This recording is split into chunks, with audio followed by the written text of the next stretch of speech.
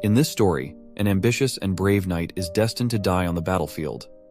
He used to believe that someone like him, whose talents awakened, blossomed, and took root on the battlefield, could start a new life. In that new life, he imagined he could finally create a family, which is something he desperately yearned for. But sadly for him, everything turned out to be just a pipe dream. The knight on his knees before us is none other than the famed Argric from the Drenic Empire, the protagonist of our story. His final opponent is also a great knight, who goes by the name Duke Thermion, one of the 6 Hexaclass knights of the Altheon Empire. Even Argric knows the weight of the challenge before him, especially since he has already felt the crushing pressure of the Black Wave after just a single day on this battlefield. Duke Thermion finds it fascinating that Argric still stands against him, despite knowing he is against one of the 6 Hexaclass knights. He even laments that it would be such a shame to end a blooming talent like our hero here. But Argric is far from surrendering. He defiantly swings his sword as he stands back on his feet and makes it abundantly clear that he was born on the battlefield, and this is where he'll die too. The two contestants begin to walk toward each other, and the sheer aura they exude sends the area into chaos. Duke Thermion can't help but point out that, even though Argric is being so brave, there is still a hint of regret lingering in his eyes. The Duke continues to talk about how Argric could have been a formidable rival for him in the future.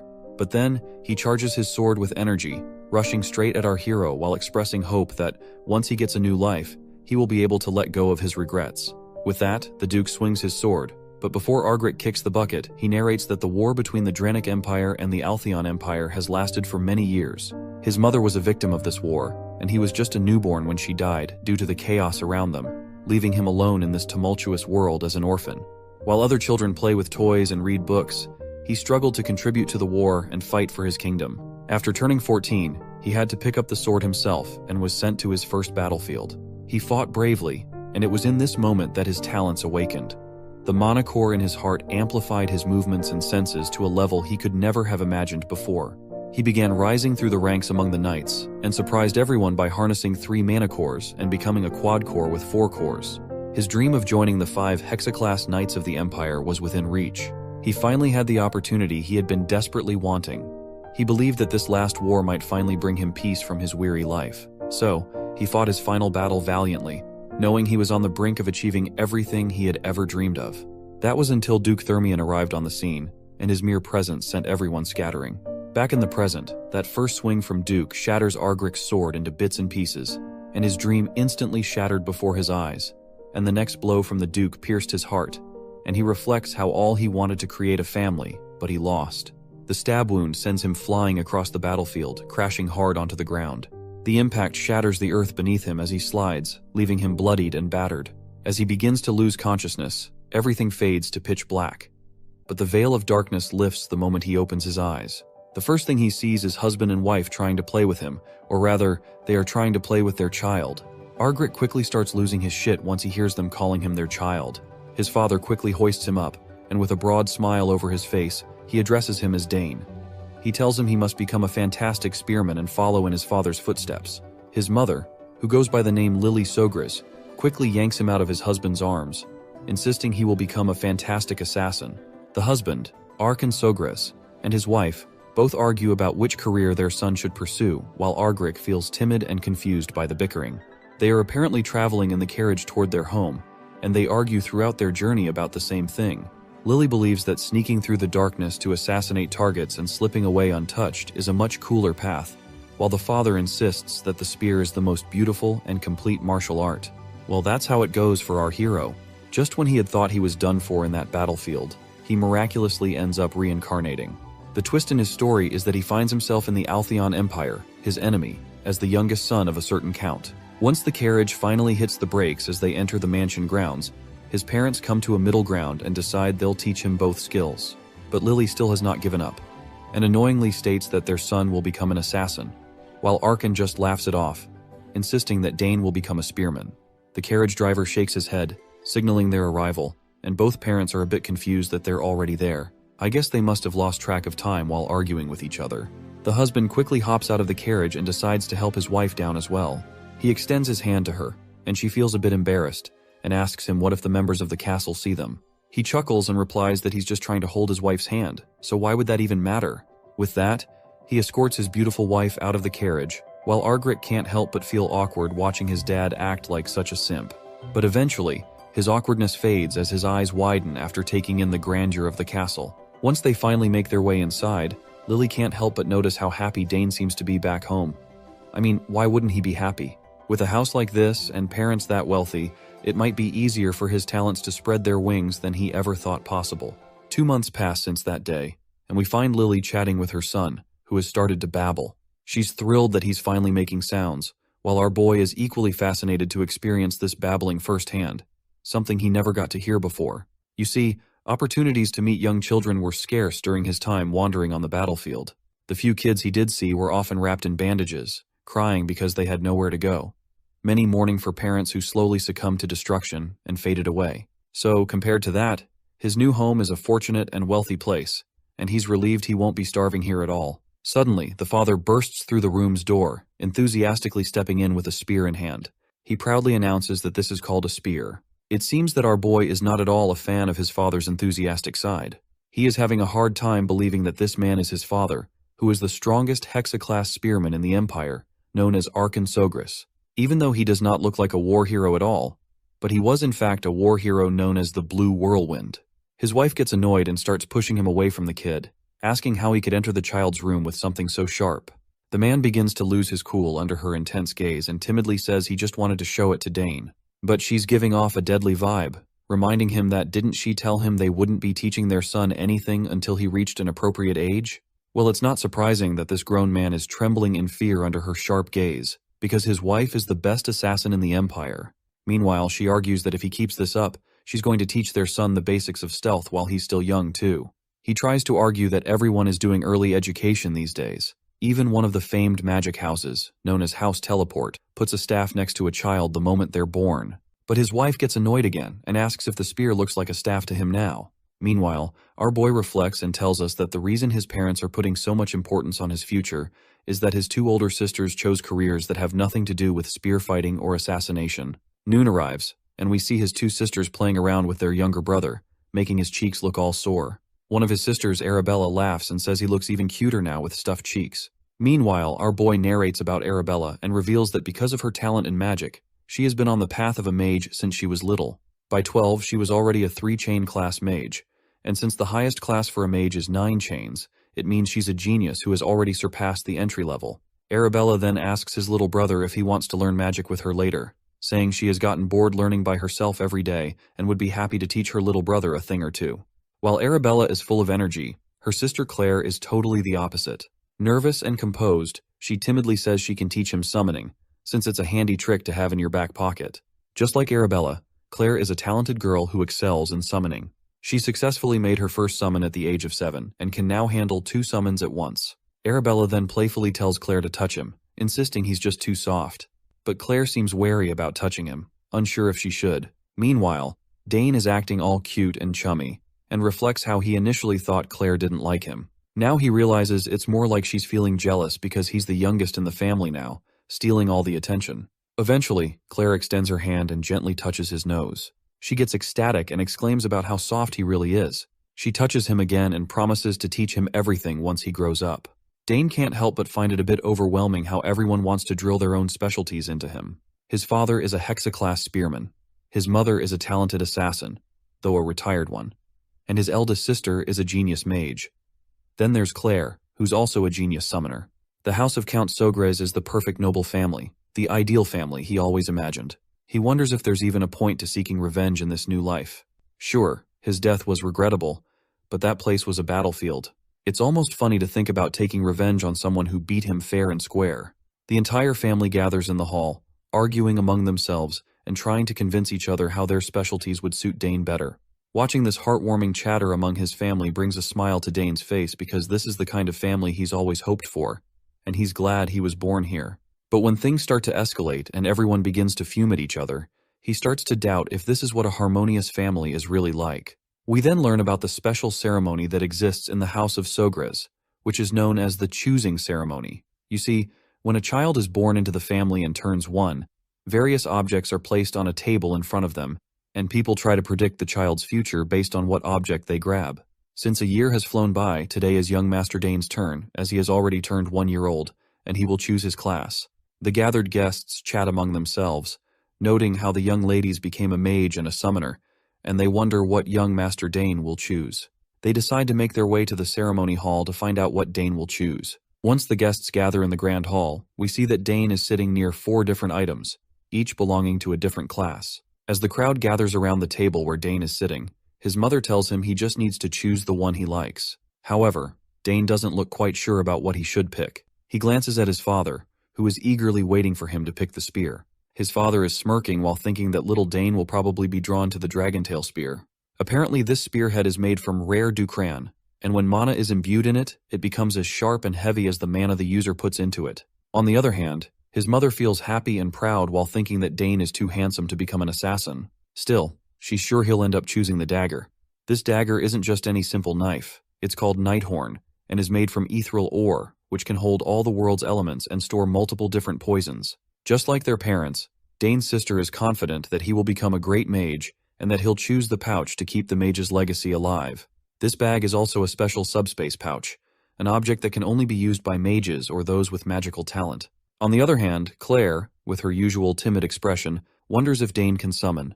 The item before him is actually a summon sign, which is a summoner's tool. Summoners use this sign to receive a code based on their talent, allowing them to call upon their summons.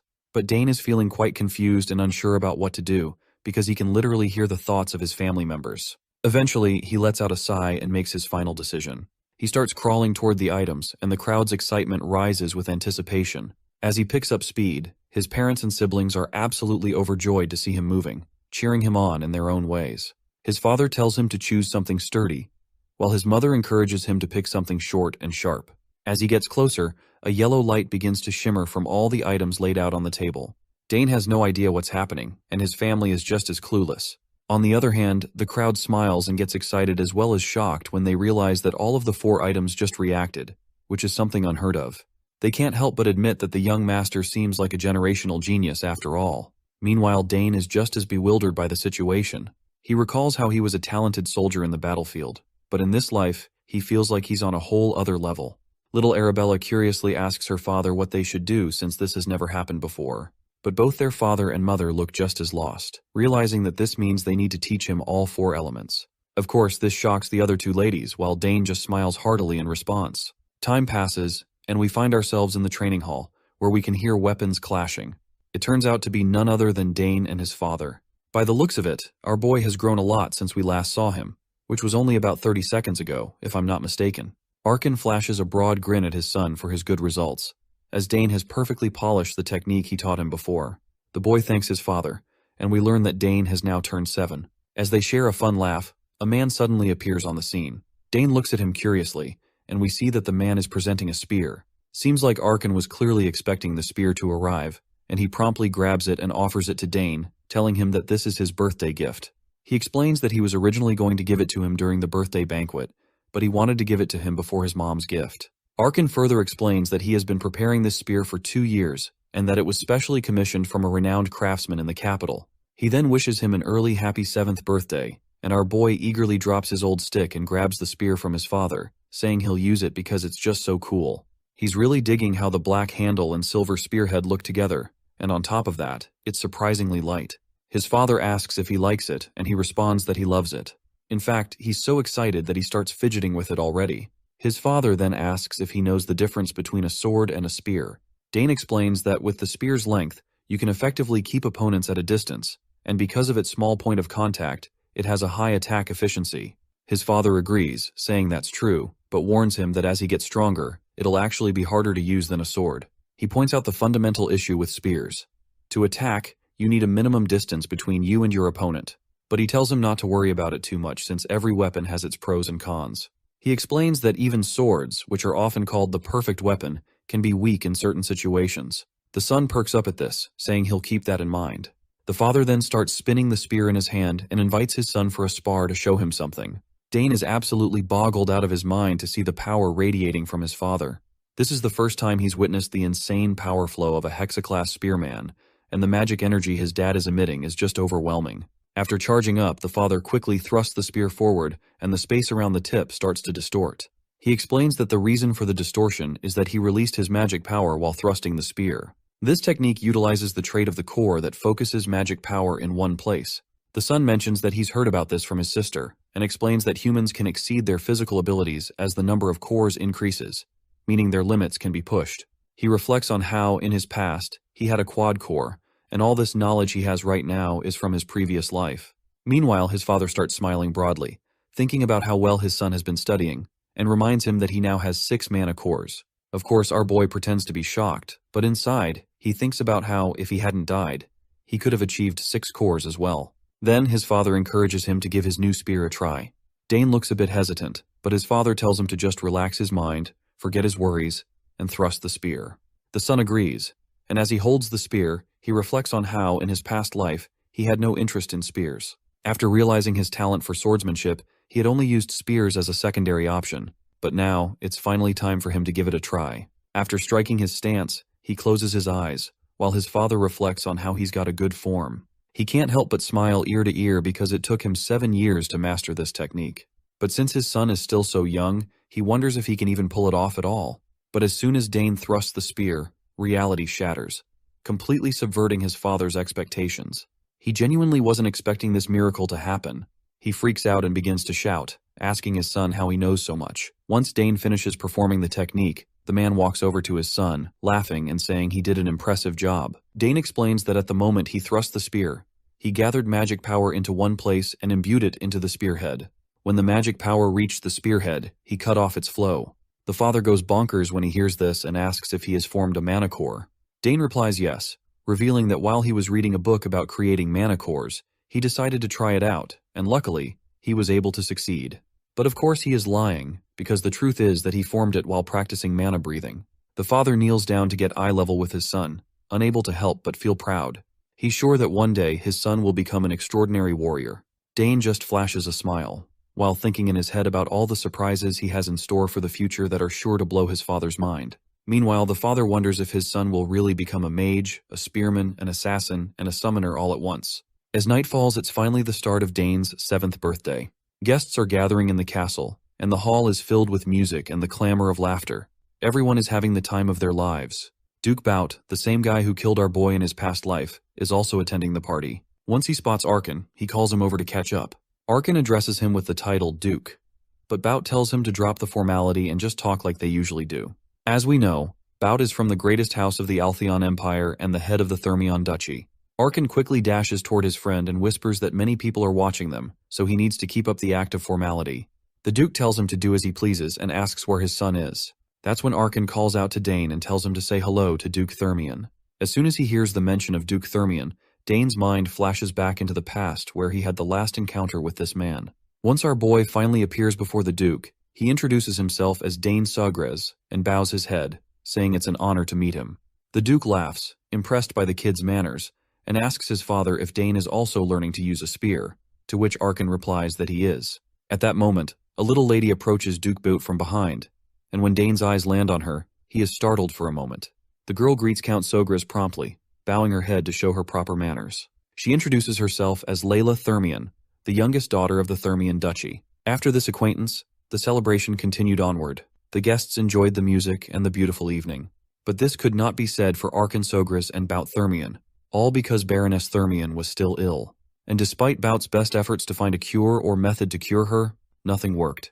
Arkan hoped that this was all just a temporary ordeal and his friend's wife would get better soon. But still, Bout warned him that if he suddenly disappeared, it would mean that his wife felt worse, and he used a teleportation scroll to return to the capital. Anyway, today is a party for Dane, who had just disappeared somewhere. To Bout, he seemed quite the witty child, and he wanted to talk to him a little more. Arkan didn't know where his son was either, and noticed that Miss Layla had disappeared with him. Finding them turned out to be quite easy.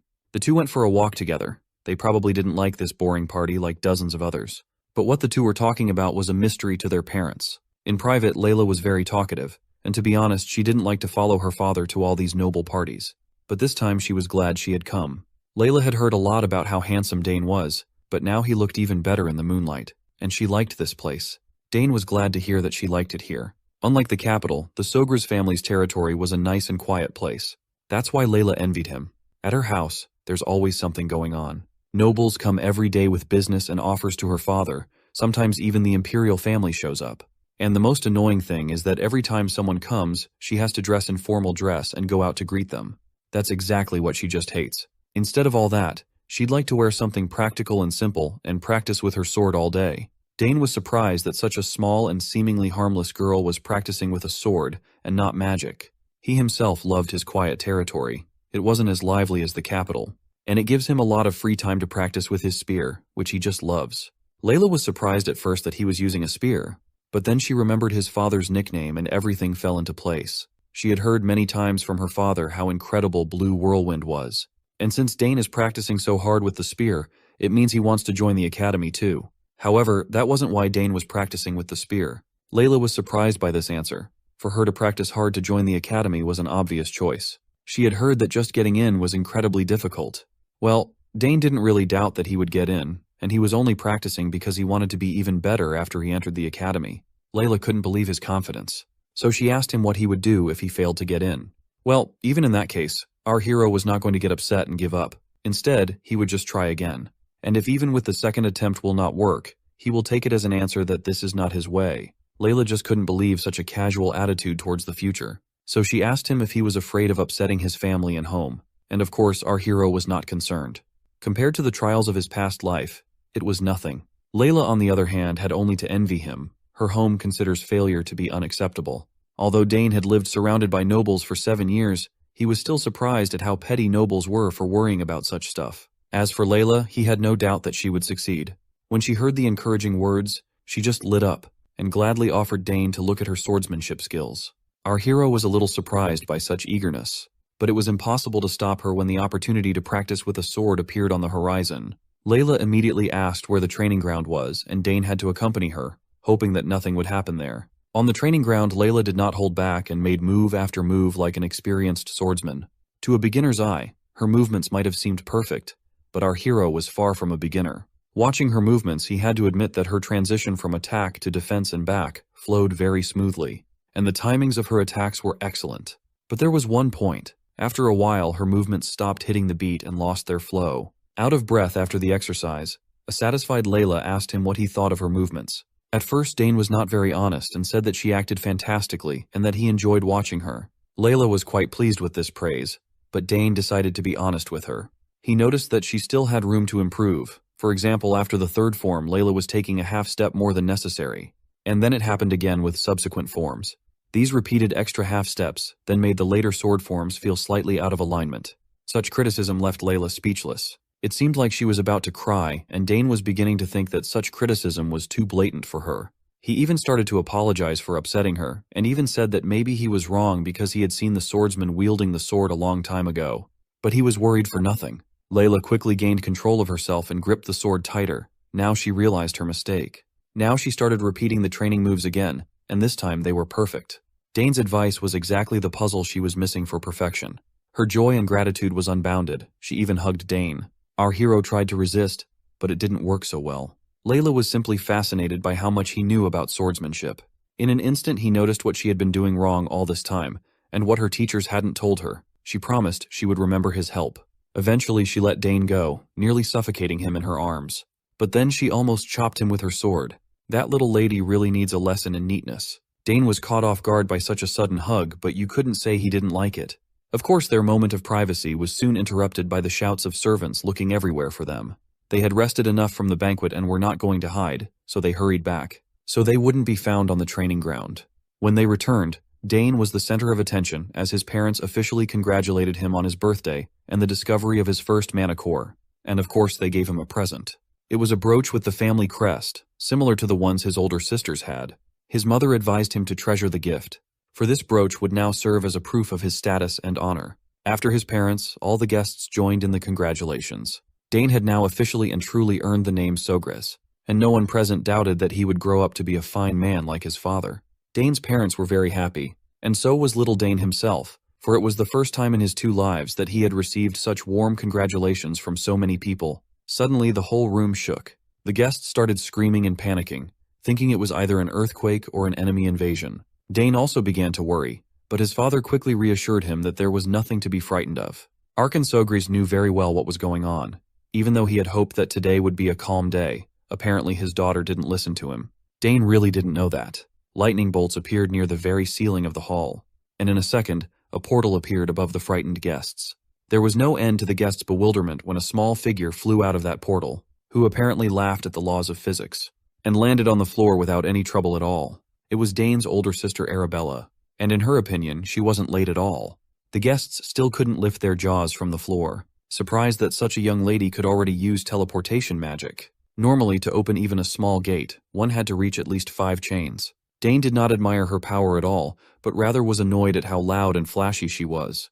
But as soon as the guests calmed down a bit, a huge monster appeared in the sky. A large wyvern with a rider. It seems that this time Lady Claire frightened the guests. She was in a bad mood though. She was only one step too late to get ahead of her sister. As she entered, the guests around her started talking about how they had heard she was a brilliant summoner, but no one expected her to control a wyvern at only age of 16. Finally, they were home again, and together they stood before their parents and brother to wish a happy birthday to their little favorite brother Dane. After both of their flashy entrances, Dane's sisters hurriedly shoved their respective gifts at him, as they wished their little brother a happy birthday. He thanked Arabella and Claire for coming all the way back home, even though they were busy with their studies. The girls were just excited to see their little bro open the gifts. Duke Arkan nearly shed a tear at the preferential treatment his son was getting. His daughters only got him a letter for his birthday after all. Dane opened the box Arabella handed him, and inside was a ring transformed into a convenient dimensional pouch. She designed the artifact herself.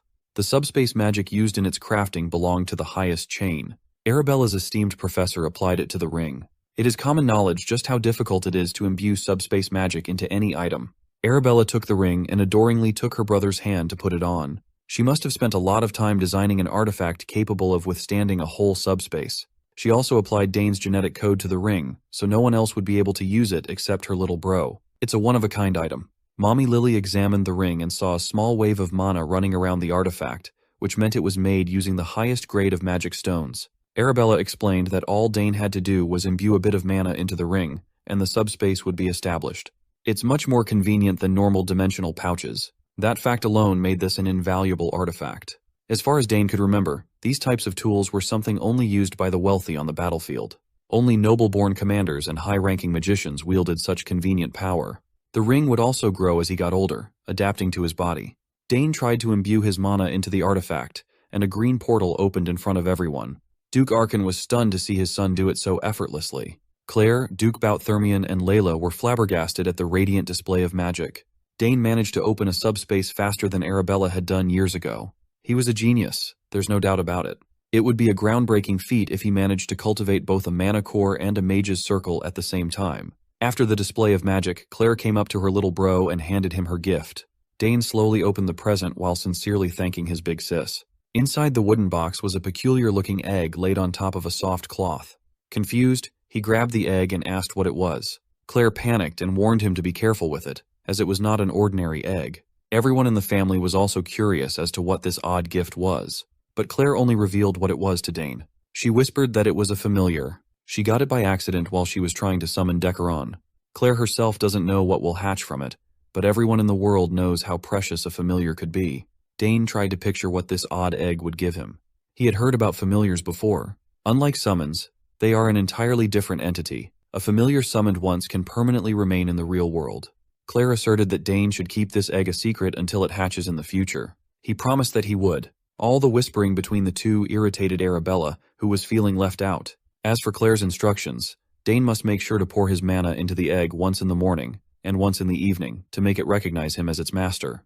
Lily was just glad that her little boy was receiving such incredible gifts. It showed how much her children cared about each other. With the gift-giving done, Duke Arkan cleared his throat and reminded his daughters to at least say hello to their parents, seeing as they crashed the party after saying they might not be able to make it. Realizing that they hadn't said a word to their parents since arrival, the girls awkwardly greeted their father. Duke Arkan was a big softy when it came to his children, so he didn't really mind. He was just glad to see his girls again. Since they went off to pursue their professions, the girls rarely came home anymore, so Duke Arkan was glad to see them looking healthy. Layla watched the Sogre's family being so lovingly loud and jovial with one another from afar. The little girl could not help but compare her own home situation to theirs. Dane noticed her staring at them and turned his head. He noticed the dip in her mood as she silently walked away. He wondered why she looked so lonely and sad in the middle of a lively crowd of nobles. The banquet wrapped up, and the next day came. Duke Bout-Thermion stayed the night and was now walking through Sogre's territory. He could not help but think about how incredibly talented Arabella Sogres was. As expected of the best mage at the academy, her talent in the magical arts was unparalleled. The girl could be the perfect match for Duke Thermion's son, the academy's best swordsman. If House Sogris and Thermion could combine through a marriage between those two, it would give birth to a faction that could rival even the imperial family. If that happened, no one would be able to mess with both houses and their children. So, Duke Thermion decided to bring up the matter of engagement between the eldest children in today's conversation with Archon. On the way to meet the other Duke, Thermion caught the sound of steel nearby. It came from the training grounds, so someone must be honing their technique inside incredibly early in the morning. Of course, it was Dane polishing his spear skills with utmost focus. He had gotten quite deadly with the weapon. With years of training with his dad and his insane work ethic, he had long since become combat ready. Dane's focus was unparalleled. He moved with the fluidity and sharpness of a veteran warrior, flying all over the battlefield while delivering multiple killing blows. He pushed his speed even harder and kicked the intensity to a higher gear. Finally, his arms blurred as he delivered countless spear stabs in a short amount of time. Curiosity got the best of Duke Thermion, and he ended up spying on the boy's training from afar. He was pleasantly surprised by the youngest son of House Sogris going sicko mode in training. With his experienced eyes, he could discern how incredibly polished Dane's technique was. His movements and concentration did not feel like those of a 7-year-old at all. Even his simple stabs were refined to a terrifying degree. Everything was executed to such a high degree that spearmen who have been on the battlefield for years could still learn from it. When Dane finally wrapped up his last sequence, he was huffing and puffing for air. Duke Thermion was thoroughly impressed from start to finish. What he had just witnessed felt impossible. He had heard rumors about the young Sogris showing incredible talent, even way back when he was just a baby. But he always thought those were just exaggerated hearsay. Now he knew those rumors were true. After a little break, Dane went back to practicing. He focused on his movement and footwork this time around. Being one of the strongest swordsmen in the land, Duke Thermion could not help but notice that the kid's stance and footwork seemed similar to a swordmaster's. The Duke started considering that the kid might have even picked up swordsmanship to a high degree at such a young age. Finally, Dane noticed that someone was watching him from the doorway. He brandished his spear, ready to strike, as he warned whoever was sneakily watching him to come out instead of hiding. Duke Thermion got too excited and ended up getting detected by a kid.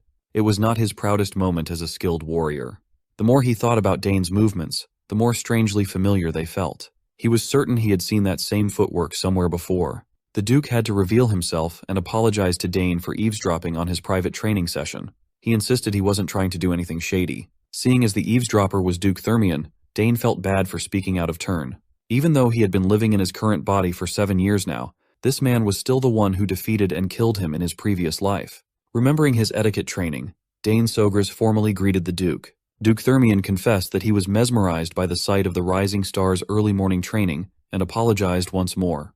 The kid held his own, responding that he was forgiven. The Duke was amused by his guts to speak as if they were equals. Now that he had a closer look at Dane, he noticed that the boy's body wasn't even showing signs of fatigue or trembling despite such intense training. When he was his age, he hadn't even made a manicore. The Duke pointed out Dane's excellent stabbing attack, observing that the boy had inherited Archon's talent with the spear. The spear itself was also crafted really well. Dane formally thanked the Duke for recognizing his technique, and the old man smirked. Not only was this kid a lethal soldier, but he also knew what to say at any given moment. In comparison, his own son did not have such excellent skills and manners when he was 7. This little detour made Duke Thermion consider arranging a marriage between Layla and Dane as well. So he slyly interjected that his daughter had also been training her swordsmanship. He suggested that since they were of similar age, they should look out for each other once they entered the academy in the future. Dane continued responding politely. The Duke liked the young man's forthrightness. Finally, Duke Thermion excused himself so as not to bother Dane's training any more than he already had. But before leaving the training hall, he still had one more curious question he wanted answered. He wanted to know if the kid had ever trained in swordsmanship too. Dane made a mistake in front of the Duke. His old habits must have come out without realizing it.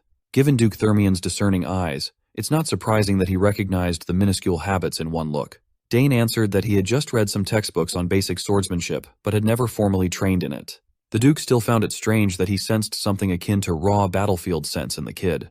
But common sense dictates that an inexperienced child couldn't have that killer instinct. At last, the Duke finally got off his back and bade farewell, and Dane sent him off. Duke Thermion also extended an invitation for him to visit if he happened to come to the capital in the future. The swordsman had become personally interested in Dane's talents. Dane wondered if the man still remembered him. Just thinking about defeating someone who ended his life before was already getting his blood pumping. If he laid a solid foundation and prepared step by step, He was certain he could surpass the Duke. It's one of his goals to defeat the mighty Bout Thermian in this life.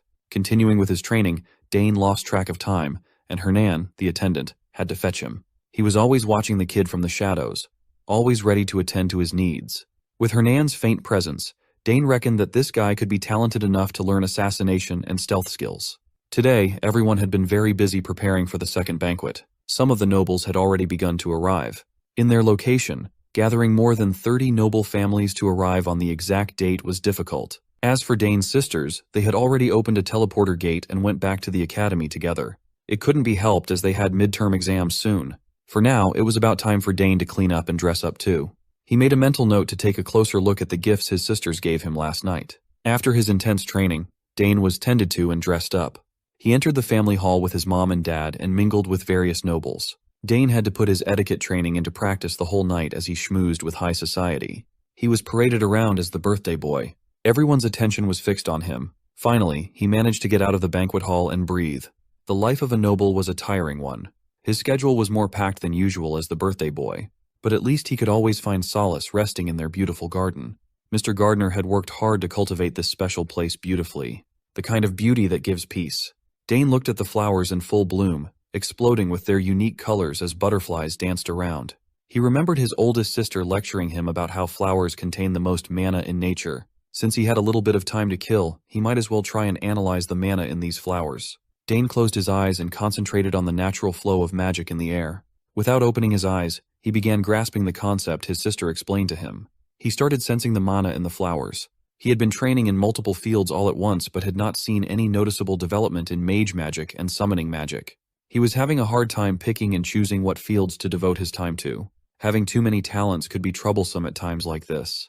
Bro was literally suffering from success. After spending a few minutes immersed in the natural mana in the garden, he finally saw the mana in the flowers. He could not believe that such a small thing could contain such a massive, rushing mana flow. If one can feel the flow of nature and somehow make it their own, the principle could settle into the body to form a magic circle. That's precisely what is happening now. It helped a lot that his body's mana affinity had always been tremendous. He could clearly see something others could only faintly feel with their sixth sense. Just one trip to the garden had improved his perception of mana by a ton. What he could only faintly see before had become clearer. He was so close to grasping the inner workings of magic when he felt something shatter. Meanwhile, two noble kids had also found their way into the garden, bored by the chit-chat of the grown-ups in the banquet hall. They were siblings. The older redhead was just bitter that no one was paying attention to him as everyone was talking about the genius Sogris kid. He aggressively walked on top of the bed of flowers, destroying them in the process. The red-headed siblings had lost their way into the massive garden and happened to see Dane standing around in a daze. They eyed his clothes and mistakenly assessed that Dane must be a servant and yelled at him. He did not take too kindly to this disrespectful brat. The bastard dared to order him to lead him and his brother to the exit. Dane saw what they were doing to the flowers and yelled at them to stop stomping on the plants. Red Bastard had the nerve to feel offended for being yelled at. Dane asked why they were ruining the flower bed instead of using the garden paths. Red Bastard saw that he was small and continued acting obnoxiously. Then came the flaunting of their family name as all noble brats do. Dane didn't care though. To him they just looked like a pair of brutes ruining his garden's flower bed. Red Bastard did not like being called a brute, but he acted like one and grabbed Dane by the collar. He and his brother were the sons of Count Tyron, a guest of the castle. Hearing the name of Count Tyron reminded Dane of a memory from his previous life. That guy was the noble he captured after a shameful defeat on the battlefield. He remembered Count Tyron as an irritating noble, one of those horrible bastards. Based on the behavior of the brute in front of him right now, the phrase, like father, like son, seemed perfect. Red Bastard continued flexing his family name, boasting that they were famous in the capital. He even bragged that his house could make Dane disappear without a trace, so he had better watch his mouth. Dane knew plenty of dumbasses like this kid from before. He knew that words wouldn't get through Red Bastard's thick skull filled with air. The boy raised his fist, swinging at Dane while still thinking he was just roughing up a mere servant. Dane wasn't going to let that happen though. He responded by bashing his head against Red Bastard's nose as hard as he could. It was a critical hit that nearly crushed the Red Bastard's snorter. The little brother worriedly called his big bro. He checked on Red Bastard, who slumped on the ground after being hit hard. Wiping his nose, he saw blood and started freaking out as though he had never bled before. When he saw the red in his hand, Red Bastard's blood boiled, and he threatened to kill Dane. Finding the threat amusing, our boy stood on business and dared the brat to go ahead and try. Red Bastard wanted to pay back blood with blood.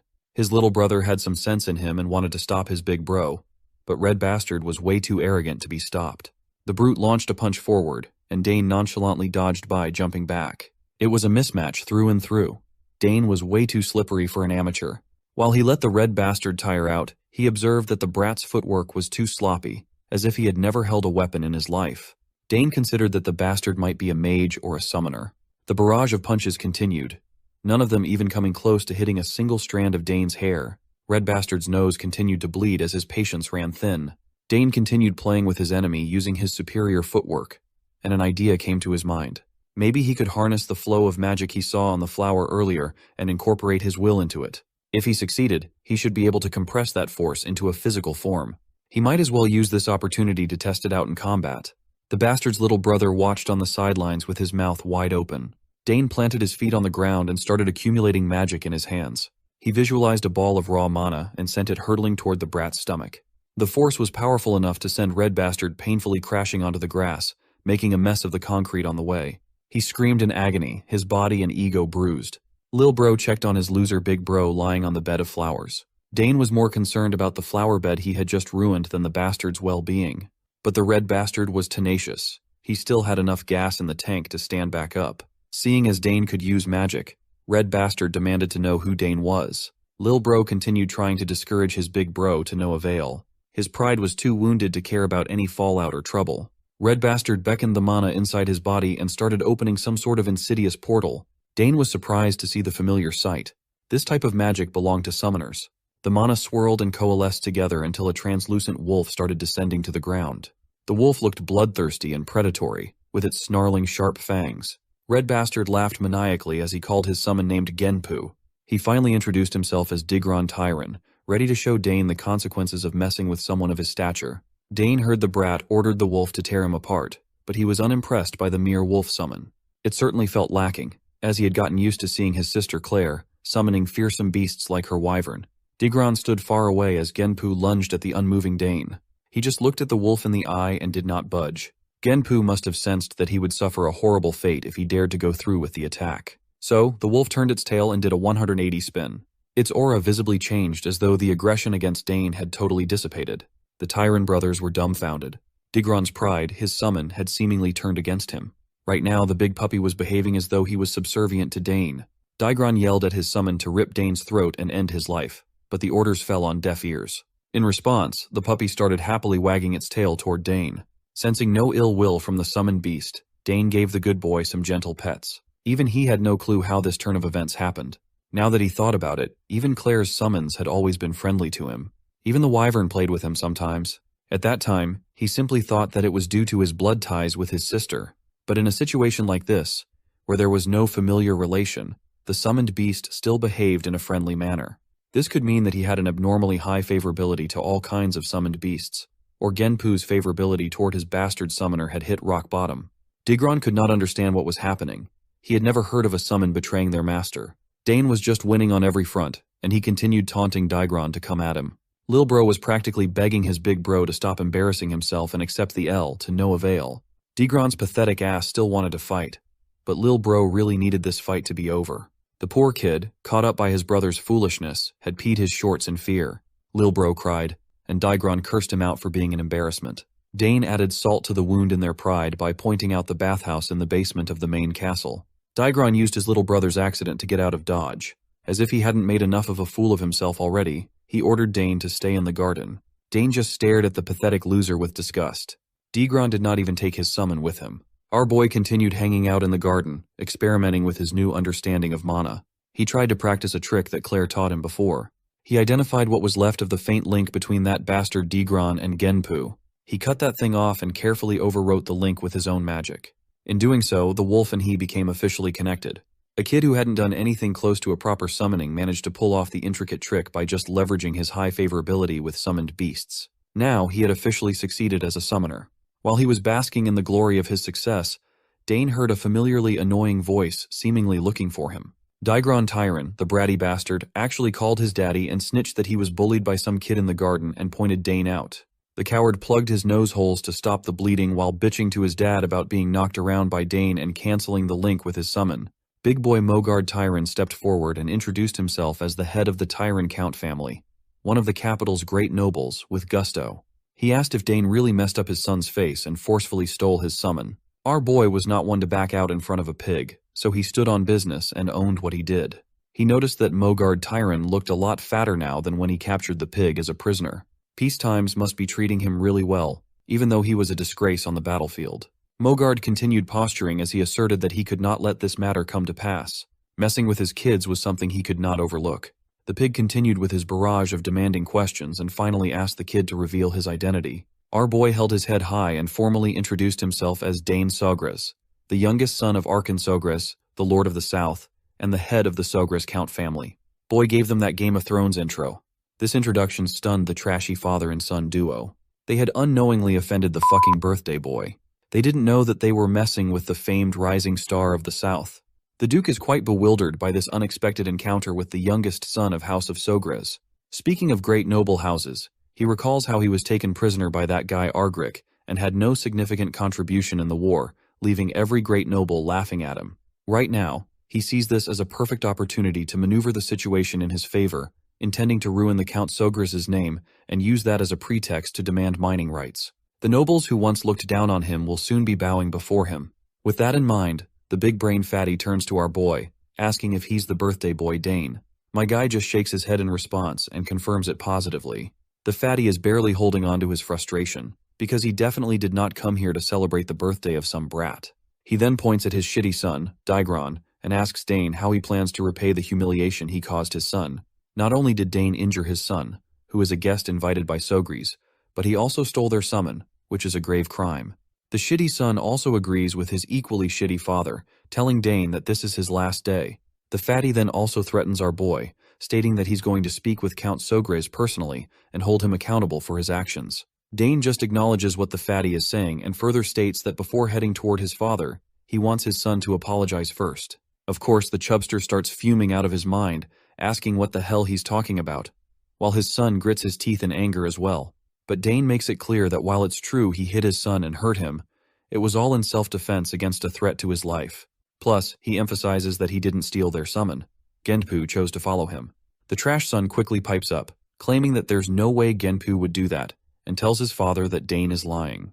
That's when the father takes a moment to reflect. He recalls hearing that the second daughter of House Sogres is a genius summoner, so he's sure there's a good chance that girl taught Dane how to forcibly cut off a link between familiar and master. The chubster keeps going back and forth with our boy, while Dane can't help but feel like this is such a drag. Eventually, Mogard decides to simmer down, because after yapping for so long, his jaw is literally hurting. He tells Dane that he won't scold him any longer, and decides they should go see what Count Sogres has to say about the situation. With the speak of the devil, the Count himself arrives on the scene, accompanied by Duke Thermion. Of course, both the trash son and his father are absolutely boggled to see Count Sogres. And what's even more mind-boggling for them is that Duke Thermion is here too. As night descends, we see the red-headed boy giving his testimony to the Count about how he just got lost in the garden with his little brother, which is why he asked Dane to guide them. He continues yapping and making up stories, while Dane stands behind him nonchalantly, thinking how his father is actually listening to this guy yap. I guess that's not surprising to him, given how Count Sogres cares deeply about his family and its reputation. He's not the type to be biased toward any one side. Even in conflicts with outsiders, he can tell right from wrong. After finishing his story, the red-headed boy wraps up by stating that all of a sudden, Dane headbutted him and kept using this weird technique to mock him. He claims that to scare Dane off, he called out to his summon, but Dane just stole his summon from him and tried to attack back. Once Digron is done speaking, Mogard steps up, telling the Count that he only intended to give Dane a warning. However, he insists that stealing someone's summon is clearly wrong, and he simply can't let that part slide. Finally, Count Sogres also speaks up, letting Mogard know that he won't roll on his judgment just after hearing one side of this quarrel. He wants to hear what Dane has to say, then assess the whole situation before drawing a judgment. He also reassures Mogard that if he's worried about any biased judgments, Duke Thermion will also give his opinion on the matter. The Duke quickly smirks and states that if this is that important, he can handle it. Mogard feels frustrated as his face sweats profusely. He knows he's about to get screwed. Getting Thermion involved is only going to complicate things further, and he's not feeling good about it. Count Sogres gives the green light to his son to explain himself, and Dane braces himself, claiming that what Mogard's son said wasn't entirely accurate, but some of it is actually true. He then explains that the flowers they grew with such care in their garden were stepped on as he pleased. So he only told Mogard's son to get out of there, which made Mograd's son angry and started the fight. Of course, both Fatty and his son are absolutely awestruck after hearing these brutal truth bombs, with the son even trying to deny it by calling Dane a liar. But the Count tells Dane to continue, so our boy further explains that when Mogard's son summoned Genpu, his command was to kill him. He also clarifies that he didn't steal his summon.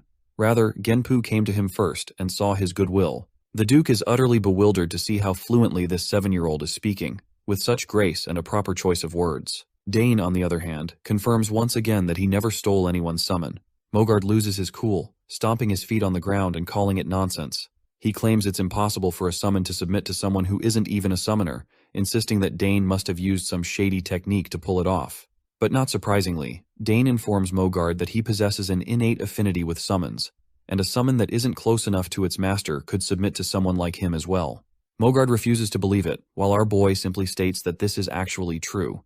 Mogard's face looks like he's going through serious constipation, and he just says that this kid is just making things up. The Duke then chimes in, suggesting they should just be able to prove it with a summon. Count Sogres turns to his son, asking if he can prove it, to which Dane agrees. Meanwhile, Mogard shoots a death glare at his son for putting him in this hot mess, while the bratty son feels sure he's about to get screwed by his father, as he has no idea what he'll do if he fails to summon Genpu. Once the bratty son tries to summon Genpu, he utterly fails, prompting his father to yell at him, just as expected.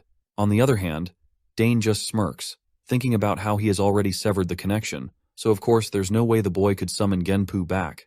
Dane then decides to demonstrate himself by summoning Genpu, but adds that in order to do that, he needs a sign that Mogard's son possesses. The bratty son gets angry, questioning the audacity of Dane demanding his sign. He yaps a lot of nonsense, but Count Sogres cuts him off, reminding him that according to their own words, even if Dane uses the sign, he shouldn't be able to summon Genpu. So, there's no harm in trying. Mogard sweats as he has no option other than to give the sign, so he reluctantly tells his bratty son, Digron, to hand it over. The redhead nearly teeters on the brink of tears, but his father just tells him to hurry up. Once Dane has the sign in his hand, he starts his mojo, and he also reveals to us that since a summon sign has a summoner's unique code name engraved on it, no one else is usually able to use it. However, Genpu, which Digron summoned, was imbued with his mana, so the summon sign is just a vehicle, and Genpu has already connected with him. As soon as he calls out to Genpu, the monster appears and starts licking his cheeks. The Count and the Duke are both in awe, while Mogard and Digron tremble after getting exposed for lying. The Duke finds it amazing and wonders if Dane was not also learning spearmanship. His father confirms this, but admits he isn't entirely sure about his son's abilities either. The Chubster, on the other hand, realizes he's screwed, as his entire plan has backfired. The Count then turns to him, asking if he acknowledges that Dane is telling the truth. The fatty quickly tries to play it cool, laughing it off while admitting that they perhaps mistook Dane for stealing their summon. He also concedes that his son wasn't truly trying to kill Dane, and he asks his bratty son if that's right. Digron trembles but nods along with his father, saying he was just trying to scare Dane off. But our boy is furious to see these bastards trying to weasel out of accountability so easily. Before the two seniors can roll their final verdict on the matter, a lady strolls into the scene, startling everyone present, especially Dane, who is wide-eyed to see Layla. As soon as she saunters into the scene, she claims that what Digron is saying is not true. Her father quickly asks what brings her here, and she responds that she happened to hear his voice while taking a walk. Before continuing the conversation, she promptly greets the fatty and Count Sogres. The fatty stutters in surprise as he tries to reciprocate with her gesture, clearly taken aback by the unexpected encounter with the Duke's daughter. Count Sogres then quickly gets to the point and asks her about her claim that Digron was lying. She confidently confirms this, saying she indeed overheard their conversation earlier during her stroll. Digron starts to lose his cool at the thought of her having heard everything, because that is definitely not good news for him. She then goes on to explain all the juicy details, and my guy can't help but smirk at this unexpected twist that somehow turned in his favor. A while later, the fatty tells his trashy son to hurry up and apologize to Count Sogres. The son quickly mumbles, saying he was wrong, but the Count tells him to apologize to Dane instead, not him. The Chubster quickly shoves his son towards Dane, telling him to apologize quickly. The bratty son looks uncomfortable, and hesitates before stuttering out a weak, half-hearted sorry. Dane, however, is far from satisfied. He can tell the apology is insincere, just some obligatory gesture because his lie got caught after a third-party witness stepped in. Dane doesn't really want to accept this lame apology, but thinking back to his past experiences, he decides to be the bigger person. Instead of being stubborn, he decides shows some generosity. With that in mind, Dane accepts the bratty son's apology, and the kid lights up with happiness, eagerly thanking our boy for letting him slide. Meanwhile, the fatty father also lets out a sigh of relief, realizing how close he was to losing everything. On the other hand, the Duke, who might just be Dane's future father-in-law, can't help but to think how he already knew Dane was a special kid. After all, he could have easily been stubborn about the whole thing, considering the opposing party was clearly in the wrong from the start. Finally, the Count makes it clear that since Dane accepted the apology, there won't be any further arguing about the incident. However, he emphasizes that he had no intention of letting this slide, especially since Daigron attacked Dane in order to kill him. The fatty father starts sweating bullets after seeing the Count so fired up about the situation. As he tries to speak up, the Count tells him to shut his yap and orders him to take his family and leave the castle immediately. The news shakes the fatty's world to its core. If he's thrown out now, his reputation will be shattered, and he's desperate to remain in the castle no matter what it takes. He desperately grabs the Count's hand and starts begging for forgiveness, claiming he'll do anything Sogris asks of him, but he just wants him to forgive him this one time. But the Count quickly yanks his hand away, making it clear he has no need for the fatty. He tells him that soldiers will be arriving shortly to officially escort him out. With that, he starts storming out of the scene with his son, leaving the fatty behind, who is desperately begging for forgiveness. Sogris also tells Duke Thermion it's time to go, and Duke promptly calls for his little girl as they start walking away. As they stroll off, Dane turns his head back to look at them, feeling satisfied that they're getting what they deserve. After all, they started this whole mess, so it's only fair they reap what they sow. Anyway, he learned something important today, which is that his father can be quite scary when he's in angry mode. Duke Thermion then asks him if it's true that he defeated that bratty son of Mogard with a mana bullet, and Dane quickly confirms it. The Duke then can't help but point out how talented Dane is, not just in spear fighting but also in summoning and magic. It's truly outstanding, and he's sure that history has never seen such talent before. The proud father flashes a grin, saying he's also proud to have such an exceptional son. Meanwhile, Dane is just soaking up all the praise while Layla is freaking out, struggling to believe what she's hearing. Duke Thermion then points out that while talent is one thing, Dane is also incredibly calm. Most kids tend to get agitated during fights, and they stubbornly insist that they are in the right, but Dane doesn't do that. The Duke has no doubt that this boy will grow up to be a fine man. The father quickly gives Dane a gentle pat on the head, saying it's too early to tell for sure. They'll have to wait until he's all grown up to see how things turn out.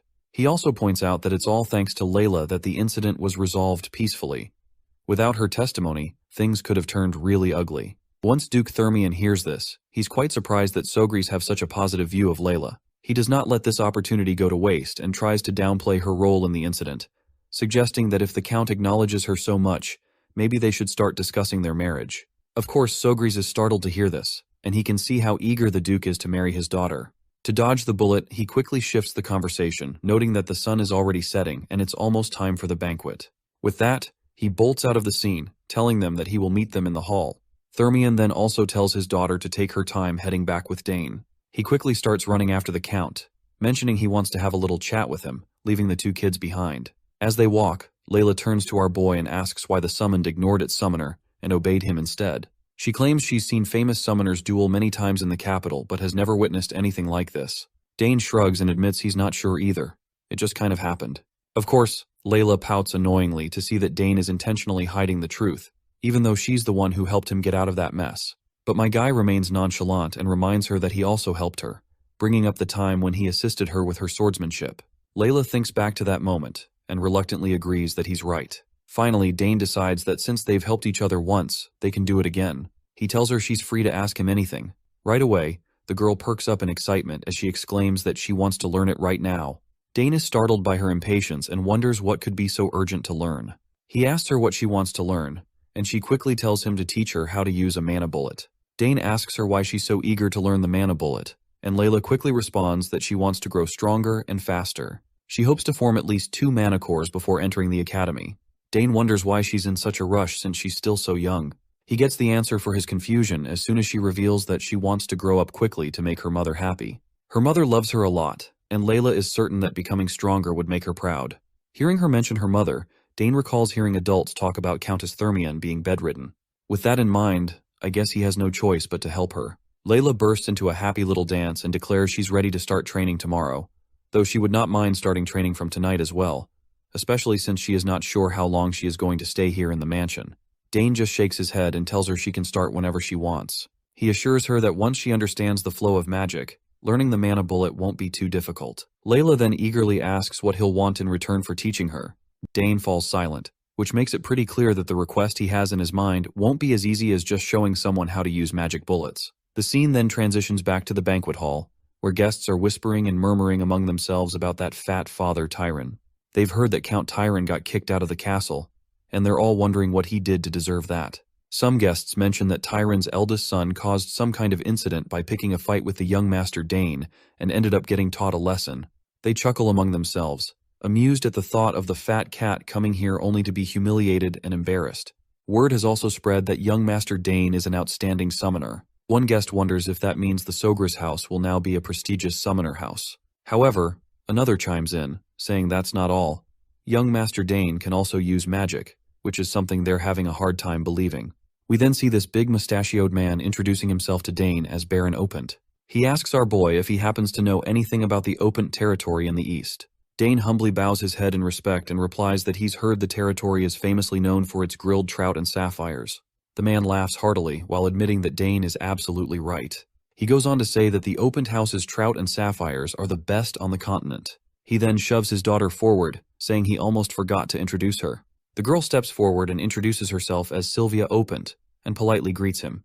Dane is startled to see her and nervously reciprocates with her gestures and gives his own name. I have no clue why he is so nervous around her, but it looks like we are about to soon find out. She dashes toward him with a mischievous look on her face and whispers that she's heard he's the one inheriting House Sogre's in the future. Dane fumbles out an unsure response, and Sylvia enthusiastically tells him to stop feigning ignorance. She claims that she has heard he's talented in many ways, and bluntly tells him that she will be under his care from now on, especially since there's a possibility they might become family in the future. And there it is. Dane's nervousness around her makes total sense now. This girl is just too direct, and she didn't even hesitate for a second. Right at that moment, Layla joins the scene while Sylvia is still in the middle of shaking hands with Dane. Not surprisingly, Sylvia gets startled to see a potential rival, while Layla is practically throwing daggers towards our boy with her sharp eyes, and demanding to know who this lady is. Sylvia recognizes Layla right away and greets her warmly, introducing herself as the eldest daughter of Baron Opent. Layla tries to reciprocate with a gesture, but the anger on her face makes it clear she's far from happy, even though she says it's nice to meet Sylvia. The two ladies exchange smiles that are practically dripping with killing intent. Watching them reminds Dane of a memory, and he can tell that both girls are absolutely ready to throw down. Eventually, Layla grabs his hand and states that she's borrowing him for now since they already had an appointment. She shoots him a death glare as she asks if he remembers their plans. Of course, poor Dane has no clue what she's talking about, but he agrees anyway, apologizing to Sylvia and promising they'll talk again later. Sylvia forces a smile and tells him that they'll definitely talk later. As Layla leads Dane away, Sylvia can't help but feel annoyed how this girl just took him right from her hands. Layla, on the other hand, still hasn't simmered down either. She's absolutely annoyed at the audacity of that girl trying to take Dane from her. Dane finds himself startled under Layla's piercing gaze. He can't help but lament that the darling daughter of the Duke, who holds the second most power in the capital after the Emperor, is no match for the young lady of the Eastern Baron. So it's no surprise that Sylvia just gave up like that. Once Dane and Layla are outside, she starts grilling him about his connection to Sylvia. She wonders if there's a chance he might get engaged to her, but my guy quickly dismisses any such relationship, insisting they were just greeting each other. Layla lights up at the thought, and even Dane can see her mood shift instantly. After walking for a short while, they finally arrive at the secret spot only Dane knows about. He's confident that they won't be bothered by anyone here. As soon as they step inside this hidden place, Layla lights up and begins doing a happy dance, thrilled to see such a beautiful location. She's also relieved that no one will know if they do anything here. Dane agrees, saying she's absolutely right. This is a great place to train. But before starting the practice, he wonders if she's ever felt mana before. Layla admits that she has a little, though it's not enough to form a mana core. She mentions that she's tried to intake mana by breathing it in. Her explanation reminds Dane that she's not at the emission stage yet. He learned to feel mana naturally on the battlefield, so he's amazed that a ducal house would teach her this. He decides to start with something simpler, and tells her that the first step is to feel the mana she's taking in. Layla looks a bit confused by this, so Dane explains that if she wants to expel mana from her body, she needs to learn to control the mana inside her first. The most important part is imagination. He instructs her to close her eyes and imagine the mana swirling within her. However, after a few moments, she tries but there's literally nothing happening. Dane can see by the look on her face that she didn't quite understand the instructions. Layla tries again, but once more, nothing happens. Frustrated, she complains to Dane about why it's not working. Dane reassures her that this is normal for her first attempt, and tells her to focus again. Meanwhile, Count Sogris is sneaking a peek at the two kids. He can't help but feel proud that his son is already teaching someone, even though he's still so young. It truly makes him believe that Dane has grown. Just then, Duke Thermion sneaks up on Sogris and asks him what in the world he's doing there. Sogris' heart nearly skips a beat at the sudden question, but the Duke quickly tells him there's no need to be startled, and asks if he's watching two lovebirds enjoying some alone time together. Count Sogris raises an eyebrow and asks what he means by lovebirds, and besides, how did he even get here? The Duke chuckles at the thought that Count was actually trying to hide in here. He then reminds Sogris how he did a pretty sloppy job of sneaking around, especially since his wife is the Empire's legendary assassin. Poor Sogris has no clue what to say after being caught red-handed sneaking around, while the Duke playfully berates him, reminding him that if the castle's owner goes around peeping on others' affairs, people will speak ill of him. Naturally, the doting father gets annoyed and defensively says that he was just following his son. The Duke chuckled upon hearing this, and couldn't help but point out that he was also just following his daughter. Turns out both of these fathers are hopeless. They stand there, side by side, acting like a couple of teenagers trying to ogle at their kids' interactions as if they were peeping at ladies outside a school gate. Meanwhile, back with the kids, Dane opens up his dimensional pouch, and the girl is quite fascinated to see that he already owns something like this. When Dane mentions that his eldest sister made it for him and gave it as a present recently, Layla starts to feel jealous. Unlike him, her older brothers stopped paying attention to her once they entered the academy. He then pulls out a mirror from the dimensional pouch, and the girl casually asks what they're going to do with it. He explains that he brought it just in case it could help. It's easier to picture something in her mind while looking at a mirror instead of relying on imagination alone. He tells the curious girl to stand in front of the mirror so she can get a full view of herself. The girl quickly positions herself in front of the mirror and starts doing the magic limbo again. This time, Dane can tell she's being quite serious about it. She takes a deep breath while both doting fathers quietly squat down on the ground, as if they're taking Indian-style dump. Duke can't help but point out that Lilia seems to be taking a liking to Dane. Sogris asks if it's really that way, and Duke explains that it is, because it's unusual for Lilia to get along with someone so easily. Sogris asks if that's really the case since she seems like a bright child. Duke Thermion remains quiet for a moment before speaking up, saying she's only bright on the outside, and he can't say the same for what's inside. He explains that after her brothers left for the academy, her mother became bedridden, so they haven't been able to be together like before. This situation has made it difficult for her to open up to others, and that's what's been happening. The Count points out that if he knows everything already, then why is he always acting so cold toward his daughter? Thermion is genuinely moved that the Count noticed something like this and admits he's doing it on purpose. He explains that when he raised his sons, he showered them with attention, and they grew up spoiled rotten. But Sogris reminds him not to assume that Lilia will turn out the same way. She'll be hurt if she finds out, and now it makes sense why she asked Dane for help instead of her father. Thermion then points a finger at his friend, teasing him about still nagging like the old days, but the Count quickly asks when he ever did that, especially since what he said is the truth. Duke changes the subject, asking when he plans to send his son to the capital. He suggests that if he's sending him over, Ducal House will wholeheartedly open his doors and let him stay in the ducal castle. Sogris goes quiet and glances back at his kid, and after seeing him happy, he just says that he'll do as Dane wishes. He's free to choose his path, just like his older sisters. We also notice Miss Sogris watching both doting fathers, clearly embarrassed by how shamelessly they're peeking around. But eventually, she just smiles, realizing that the love they have for their children holds a strange power over them. She decides not to ruin the mood, and pretends she didn't see anything. Back with the kids, Lilia thanks Dane for his help and calls him a real genius. She admits that while everyone around her calls her a genius, she feels like weak sauce compared to him.